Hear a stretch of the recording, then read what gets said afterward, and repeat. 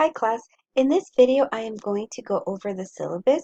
To access the syllabus, you want to go ahead and click on our home page, and the syllabus will be linked at the very top of the home page. If you just want to preview the syllabus, you can go ahead and click on the magnifying glass and you will be able to see the file. However, if you want to download the file, then go ahead and click on syllabus and download it to your computer. The first thing that I want to go over is the contact information. Contact information is very important, specifically in an online class, because we don't ever see each other, so it's very important that we know how we're communicating and what is the best way to contact each other. So if you look at the syllabus, my email address is natalie@nmsu.edu. Contacting me through that email or through the Canvas email are the quickest ways to reach me. I do check my email pretty much every day because I have it connected to my phone, so I do get notified. However, sometimes I don't receive the notifications or sometimes my email does not update, but I typically do check my email on my own anyways, so it'll take me about a day or 2 days to respond to you. If it's been over 2 days and I haven't responded to you, then chances are that I probably did not receive the email, or maybe it went to my spam. But like I said, I typically reply within 24 to 48 hours. If I haven't replied to you, then you might want to go ahead and email me again because there might have been an issue. You can also call me if you'd like. My office number is 575-527-7615. The only issue with that is that my office is located in Las Cruces at the Espina campus, and in the fall semester, I mostly teach at the satellite campuses, which are Gadsden and Solon Park, and I do not live in the Las Cruces area. I actually live in the Solon Park / El Paso area, so I don't go to my office that often. So I strongly suggest that if you're going to call my office, please leave a voicemail because that voicemail gets emailed to me and it lets me know what number called me, and that way I can call you back. If you just call, I won't get notified, and the caller ID just shows up a random number. It doesn't even say who it is or anything like that. So if you do want to contact me through phone, just make sure you leave a voicemail and I will call you back. I also have office hours available. My office hours are mostly at the Gadsden and Solon Park campus. However, if you would like to meet, just let me know and we can schedule a meeting time at any campus that works for you. Like I said, I'm mostly at the Gadsden and Solon Park campuses, but if we schedule a meeting, I can meet with you at East Mesa or at the Espina campus, whatever is more convenient. Just keep in mind that I typically do teach during the day, so I might have classes during specific times that we can meet. So, like I said, if you really want to meet and my office hours don't work for you, just email me and we can schedule something.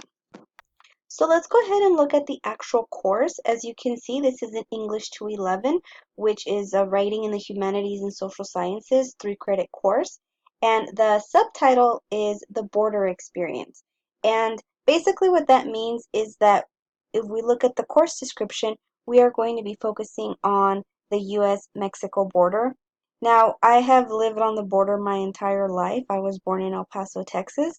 So I created this course with the intent to show the wonderful things about the border, not just what you hear in the news all the time, like violence and murders and drugs and things like that.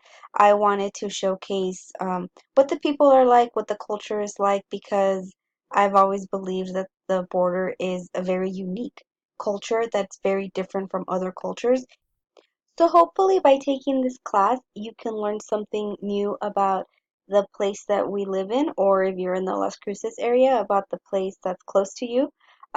Or if you did grow up in this area, hopefully after taking the course, you can gain new appreciation, or it can solidify the appreciation that you already had for the U.S.-Mexico border.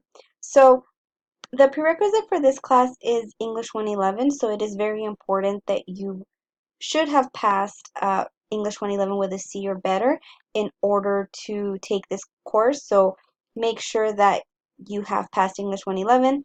Also, something very important is that in this class you will do writing assignments and you are expected to cite them in APA.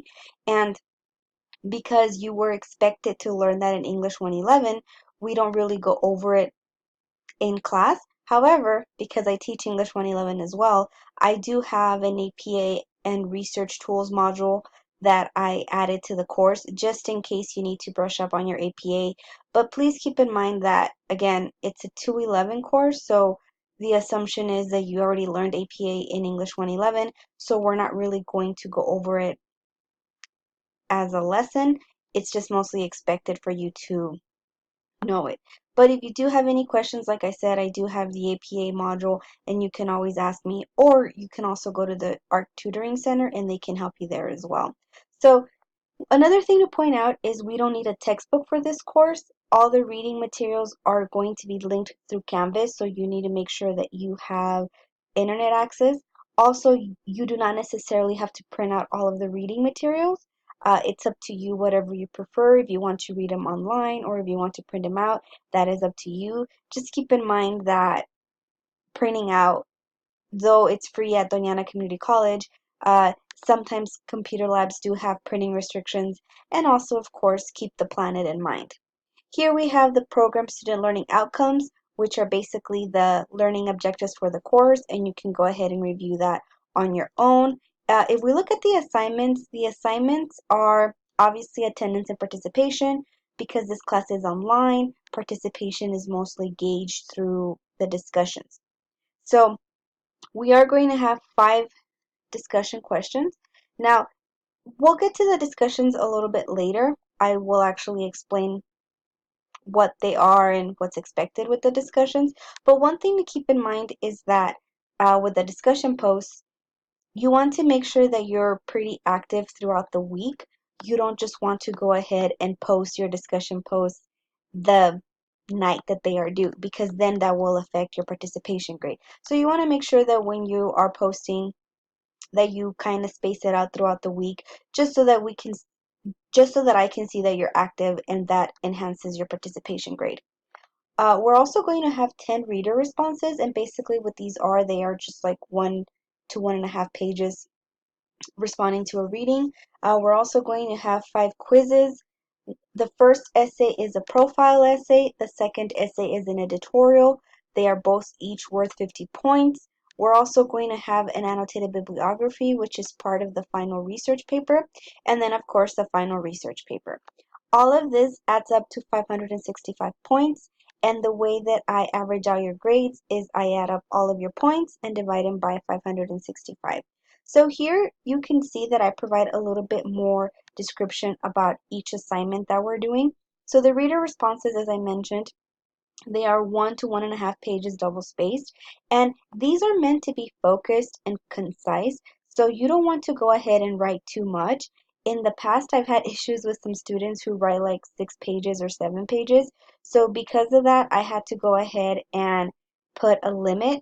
So if your response exceeds the page limit, which is 1 page to 1.5 pages, if you exceed it by more than 2 pages, I will deduct points. Because keep in mind that your response is supposed to be focused and straight to the point.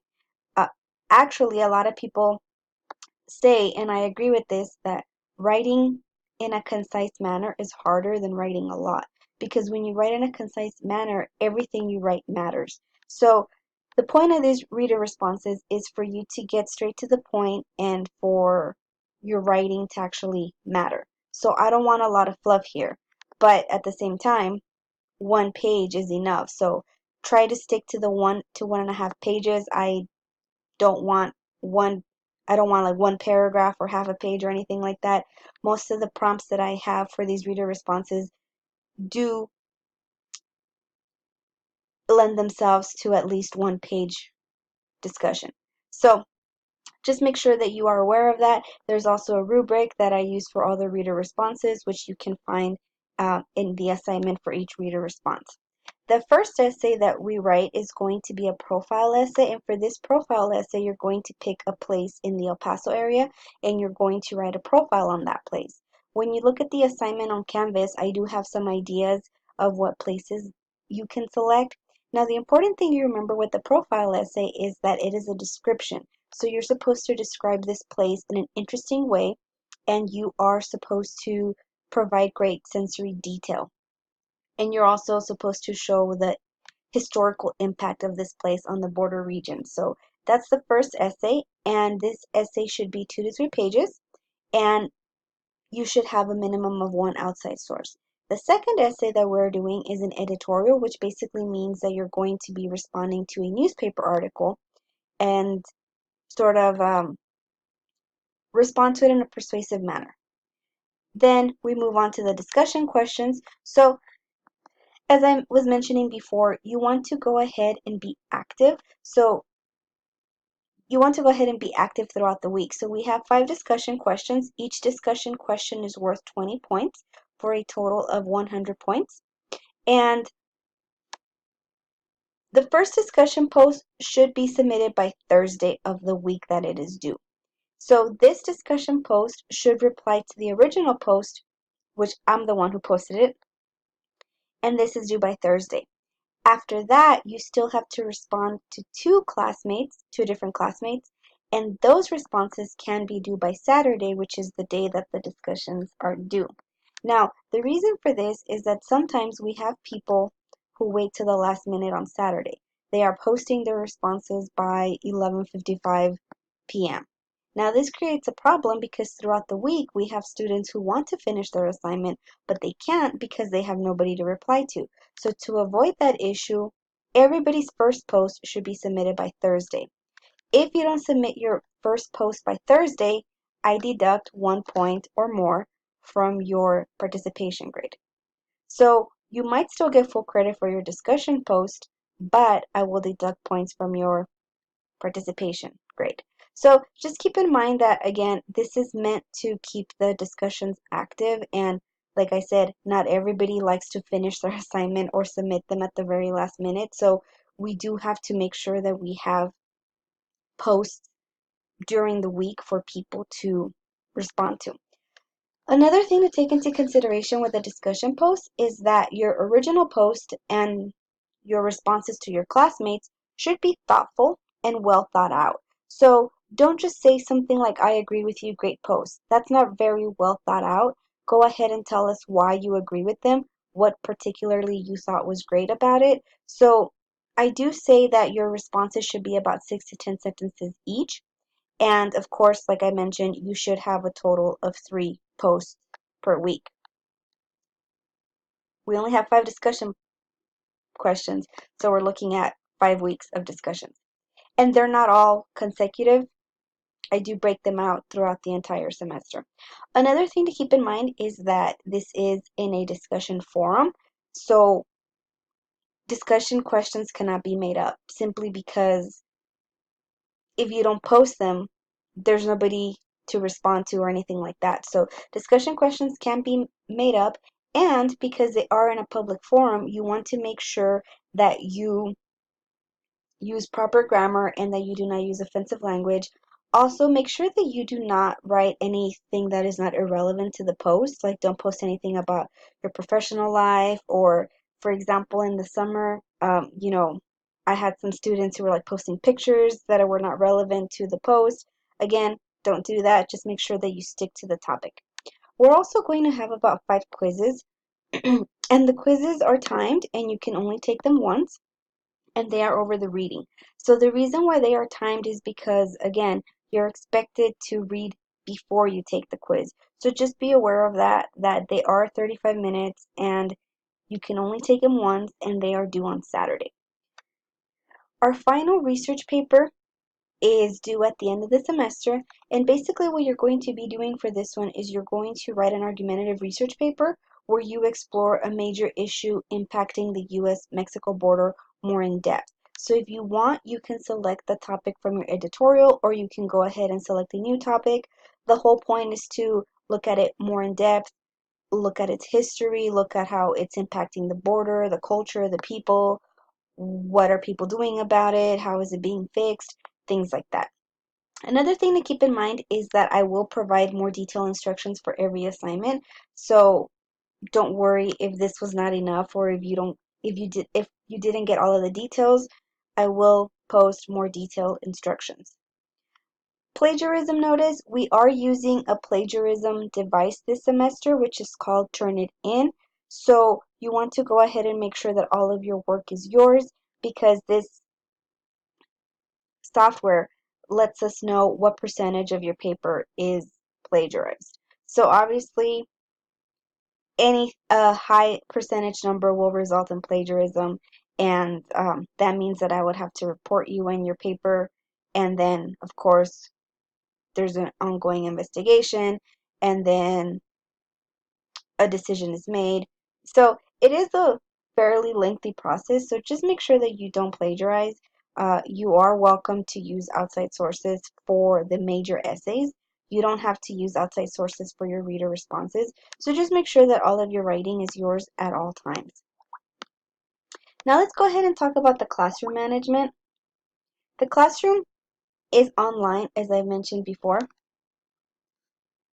That means that you have to make sure that you have a reliable Wi-Fi connection, or that you have access to a computer lab on campus to submit work and things like that.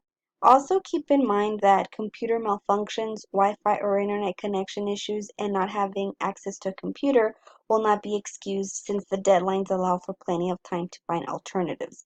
And if you think about it, the assignments are included in the syllabus, so you know the due dates for all of the assignments, and typically you have about a week to complete all of them, or more if you get an early start. So please don't wait to the last minute to submit assignments, simply because there are times where issues may arise with internet connection.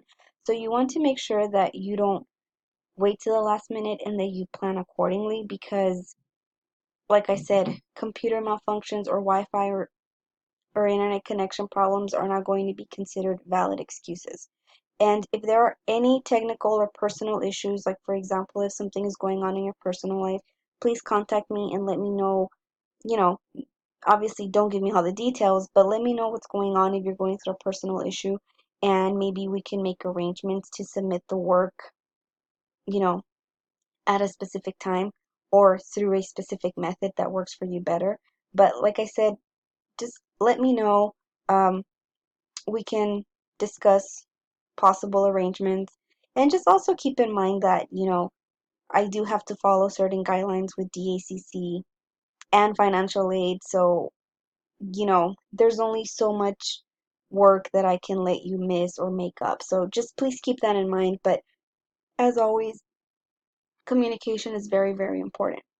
As it comes to attendance and late work policy, physical attendance is mandatory, so it is important that you log in weekly and that you are active throughout the course.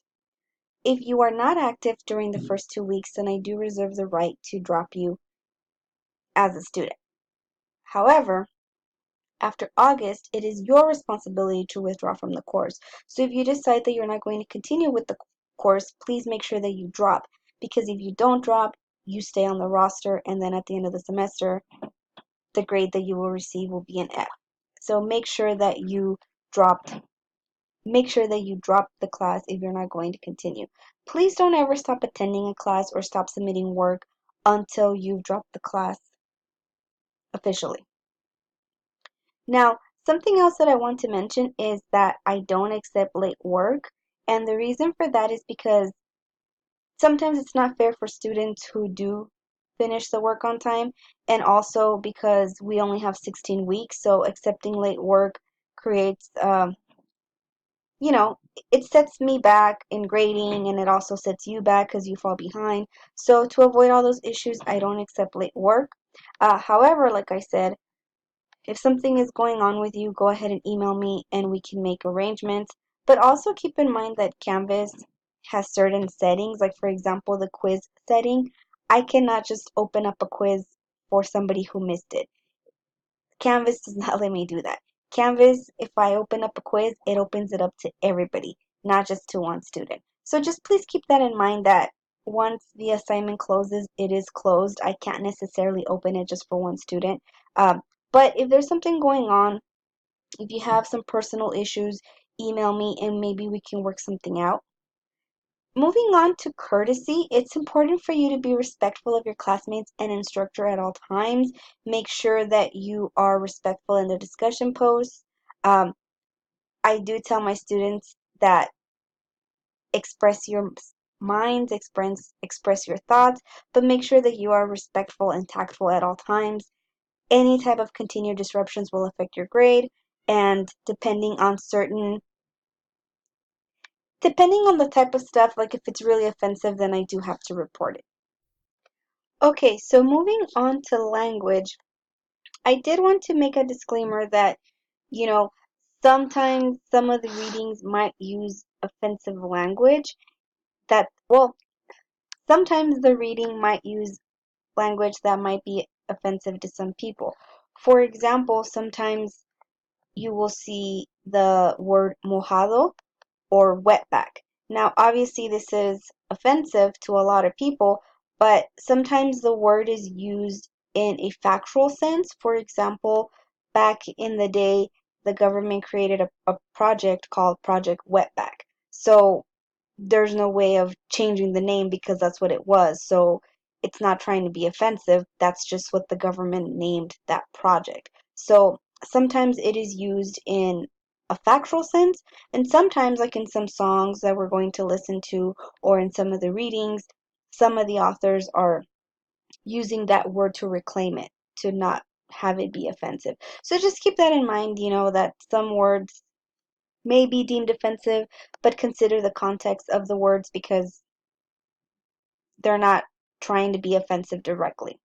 Also, something else to keep in mind is that some of the readings do contain some Spanish words, so I do provide translations for most of the things, for most of the readings or songs that we are going to cover if they're available. However, for some of the readings like Ansaldúa, she uses Spanish words purposefully in order to kind of, in her reading, she says that it's to sort of um, invite people to meet her halfway. So, in that sense, there's no translations for that, but you can definitely use a Spanish English dictionary to look up the words. And if you're having trouble understanding something because of the Spanish language words, you can always go ahead and ask me, and I will be glad to explain it to you and translate it as best as I can. I am a native Spanish speaker, so I will be able to explain it to you. So please, if you do have any issues with that, just email me and I'll explain it to you as best as I can. Now, some important dates to remember are, obviously, we don't have a lot of holidays. We only have two, which are September 2nd, Labor Day, and of course the Thanksgiving break, which is the whole week off. But you also want to remember the the dates where you can drop a class. So the last day to withdraw with a W is October 18th. So I will remind you of that date later on in the semester because we do post midterm grades. So just keep that in mind. Keep those dates in mind. Finally, we've arrived at the schedule. Now, if we look at the schedule, I divided it up into three columns. So here you have the dates, and here you have the readings for that week, and then you have the assignments that are due. So for example, our first week, this is going to be under the course introduction module, and what you have to read is the syllabus and the course introduction module. The assignments that are due for the first week are the quiz number 1, which is a quiz over the syllabus, and the introductions, which is basically where you introduce yourself in a discussion post. And for this assignment, you only have to reply to one person. Now, this is all due on Sunday because we start class on August 21st, but obviously, for the rest of the semester, we're going to adhere to the dates that are listed in the syllabus. So reader responses will be due on Sundays, discussions will be due on Saturdays, quizzes will also be due on Saturdays. So the second week can be found under the History and Border Studies module, and this is what you have to read for that week, and this is what you have due. So I try to organize it as best as I can. Like I said, everything is listed here, so if you want to go ahead, um, you know, and start a discussion early, or you want to start reading something early, go ahead. Everything is listed there. But make sure, obviously, that you adhere to their due dates because those, like I said, are pretty set Well, they're not set in stone because anything can happen and we might have to change them, in which case I will let you know. But those are pretty solid for now, and remember that I don't accept late work, so make sure that you write down the dates of the major assignments in your calendar or something like that, or also look at the Canvas calendar to keep up with those dates. So this concludes our discussion of the syllabus. I know the video is kind of long, but I try to be as thorough as possible. That way you know what the class is about and you know what to expect. However, if you have any questions or there was something that I didn't cover, please feel free to contact me and I will be glad to go over it with you.